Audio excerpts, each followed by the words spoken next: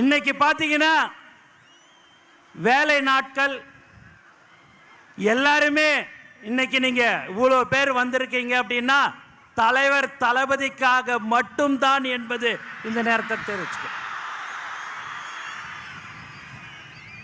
தமிழக வெற்றி கழகத்தின் தலைவர் தளபதி அவர்கள் தமிழ்நாட்டின் முதலமைச்சராக 2026 கண்டிப்பாக அந்த இடத்தை கண்டிப்பாக வருவார். அதேபோல் புதுச்சேரி மாநிலத்திலும் தமிழக வெற்றி கழகத்தின் ஆட்சி கண்டிப்பாக இருக்கும். ஏன்னா